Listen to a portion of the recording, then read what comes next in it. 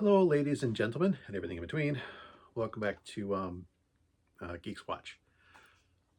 Um, I actually haven't been watching all that much for the last several weeks. I'd mentioned in a previous video that I've been stress eating, so you can't fix it during Christmas. So I decided first of the year I was going to try and get myself back under control. And part of that is not having snacks or cutting way back on snacks. Um, and my entire life growing up, popcorns with movies, and not just going out to the theater, but you know which being a poor kid growing up, popcorn in the movie theater was a luxury. Now that once I had my own money, every time giant bucket of popcorn. But as a kid growing up, Sunday nights we would, the kids would take their baths or showers or whatever, make a big bowl of popcorn, the family would sit around and watch Disney on Sunday nights. So, and then when I had kids of my own, you know, Sunday night was movie night. Someone in the family would pick out a movie. I'd make a giant bowl of popcorn. Sunday night was movie night with popcorn. And I've kind of continued that tradition. Not even with the kids out of the house, I will still, that's kind of how I do my movie stuff, is that make a bowl of popcorn and watch something, either on Netflix or a video that I have in my collection. But I'm trying to be better eating. So not having popcorn, and without popcorn, I haven't wanted to watch anything. I haven't really had the urge to do that. And I love popcorn. If I had to rank it, popcorn would definitely be one of my top 5 snacks of all time. Which brings us to today's doohickey, High Fidelity, an image which you will see here.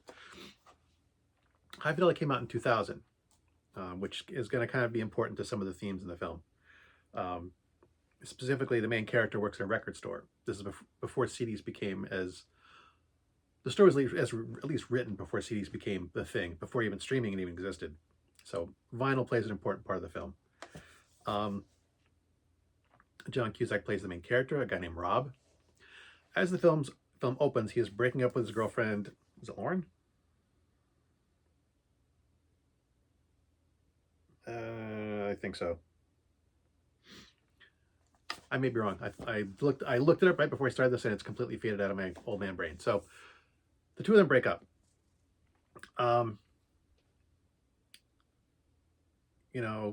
She has moved in with their upstairs neighbor. While she's trying to sort out what she's going to do with her life, Rob accuses her of sleeping with him, which he, throws back in his face that he's cheated on her in the past. So the character we see of Rob initially is someone who is kind of immature and self-centered, a little bit of a jerk, still a bit charming, but yeah, kind of selfish and self-centered and immature.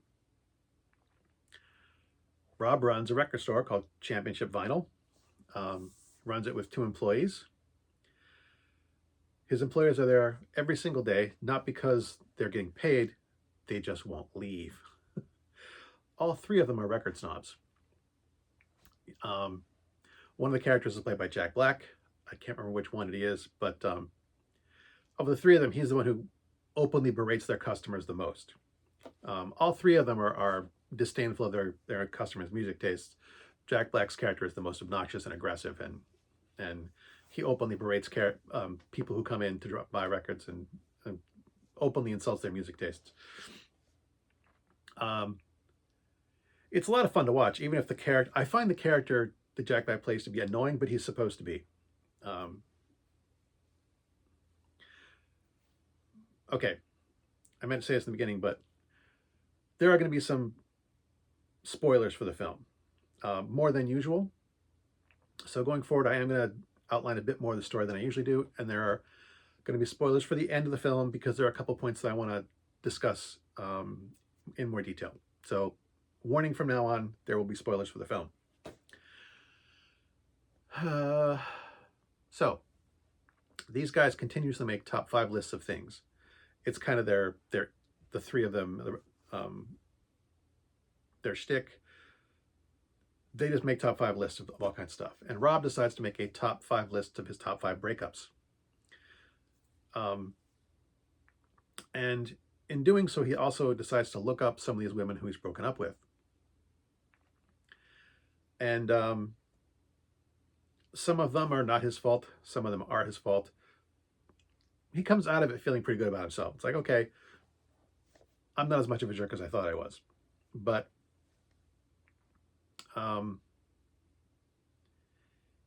he does wind up sleeping with a woman. And we do learn that Laura has slept with the guy upstairs after the breakup. Rob is infuriated by this, despite the fact that he did the exact same thing. But Laura's father dies towards the end of the film. And she calls Rob and says that, her mother has invited him to come. And like, Rob is like so surprised and devastated. And Lauren's like, Dad really liked you, and he would want you to be there. And Rob's reaction is not just, shock at this man's death that he knew and liked, but he also very gently asks Laura if she is okay with him being there. And I think this is really a turning, for me, I'm not sure if this was intentional, but for me, this is the turning point. This is the turning point for the character that I see, that I recognize, because he really means that. This is really, in the film, the first time that we see him unhesitatingly putting her needs first. He doesn't have some agenda. He doesn't, he's not trying to win her back. He genuinely wants to know if she's okay with him being there. And she says it's okay. And then, like I said, her father would have wanted him there. They do wind up reconciling, although it's not, all roses and romance. This isn't some, oh my gosh, we're supposed to be together moment. It's more of a quiet, the impression I get is that she's giving him a second chance. He has matured a bit. He's still kind of the same jerk that he's always been, but he's not as bad as he was. And I got the impression that she's just kind of like, it's a comfort zone for her. She's not head over heels in love with him, but they've been together a long enough time. She's willing to make a new start of it and to give him a chance. He very quickly slips back into his old behaviors. Not as bad as he was, but he's still the same person. He hasn't progressed all that much. And then he's being interviewed by some 22-year-old girl from a college newspaper about music. He's very actively engaged with this young woman. I mean, not engaged, but like, he's engaging with her. He's very happy to do so. And at the end of the interview, he offers to make her a mixtape, which, for those of you who don't know what mixtapes are, it's when you when you record a bunch of songs from different artists and put them on a single recording. And that was his way of flirting with girls. That was kind of his in thing. And Lauren notices this. But he kind of doesn't necessarily do that. They're talking at the end of the film, towards the end of the film. And he's talking about their relationship. And she asks him, what about the girl? And he says, I thought about it. But he realized that, in 5 years, it would be her stockings and underwear and things hanging, drying in the bathroom and getting in his way. He said, it would be great at first, but then, 5 or 10 years, reality would set in. And it's like, if there's gonna be socks and underwear hanging across the bathroom drying. I'd rather it was yours. And it's kind of a backhanded compliment, but it also, um, it is very mature of him. It shows that he's changed, but because, and this is something I've spoken to, when I talk about my marriage, um, there's a lot of excitement in any new relationship, but eventually reality sets in. Reality isn't, sparks and excitement, unless you're jumping from a plane every day. But, a relationship isn't all about that initial excitement. The initial excitement gets you interested, but at the end of the day, you still got to do laundry. You still got to pay the bills. You still got to go to the grocery store. Take the car in for an oil change. Pump gas. Pay the heat and oil. Pay the, buy heat and oil or whatever. Life is full of little mundane moments. And he recognized this, that, that if I did something, that if I cheated on Lauren, if I left her, it would be for a temporary spark and nothing real. And he acknowledged that, she was the one he wanted to be real with. If he was going to be real with anyone, it would be with Lauren or Laura, whatever. Sorry, I keep screwing that up. But anyway, and that really meant something to me. I mentioned that, I talked about this, and that's kind of the philosophy that I use in my own marriage, but that's where I got this from. This movie is where I got that philosophy from. I gained something personal from this film, and that's kind of why I wanted to talk about it, and why am spoiling it more than usual. And I do like this movie. I don't consider it my favorite John Cusack movie, even though I love him as an actor. But it's the only movie of his, one of the only movies of his, one of the few movies that actually taught me something, that made me stop and think. And it's that line at the end of the film. Of the film itself, despite the fact that I really, really like this film, it was based on a novel. And the person who wrote it was British. The original novel took place in London. When they made the film, they placed it in Chicago because they're American writers and they knew the city of Chicago better. John Cusack did help write the screenplay a little bit when they were adapting it. The character of Rob in the film breaks the fourth wall a lot. He does talk to the audience. John Cusack originally didn't want to do that. He thought it would be bad for the film. He didn't think he could do it justice. But it really does make the film, because the fourth wall breaking, it isn't like Deadpool. It's not meant for laughs or for goofs. It's Rob's inner dialogue. Instead of having him sit and staring at the wall, for a couple seconds, staring, thinking about things, and having you watch him think, the fourth wall breaking is his inner dialogue. When he's thinking about things, he talks to us, the audience. So it's kind of like the novel's version of his inner monologue.